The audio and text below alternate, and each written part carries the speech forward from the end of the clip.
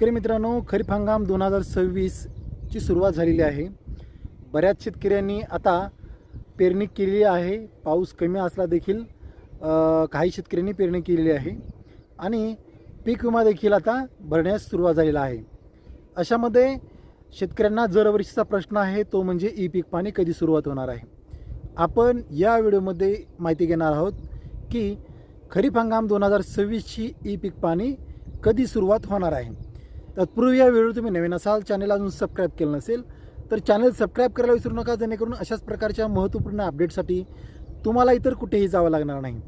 शेतकरी मित्रांनो, प्रामुख्याने खरीप हंगामाची ई पीक पाणी 1 ऑगस्टपासून सुरुवात होत असते, परंतु शासनाने आता ई पीक पाणीमध्ये आता बदल केलेला आहे. ई पीक पाणी आता सर्वांना करता येणार नाही.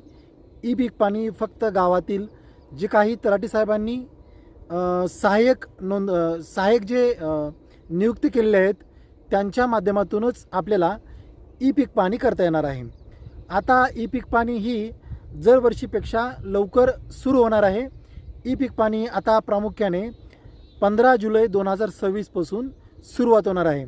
तर शेतकऱ्यांनी आपल्या गावातील जे काही पीक पाणी सहाय्यक आहेत त्यांच्याकडे जाऊन आपल्या सातबाऱ्यावरती पिकाची नोंद म्हणजेच ई पीक पाणी करून घ्यायची आहे. जर ज्या शेतकऱ्यांनी विमा भरला असेल, कोणत्या सर्वे नंबरमध्ये कोणता विमा भरला असेल तेच पीक त्या सातबाऱ्यावरती आपल्याला नोंद करायचं आहे. आता ह्या वर्षी पीक विम्यामध्ये काही महत्त्वाचे आणि कडक नियम बदल करण्यात आलेले आहेत. त्यामध्ये प्रमुख आहे ॲग्रिस्टॅक आणि 2 नंबरला आहे ई पीक पाणी.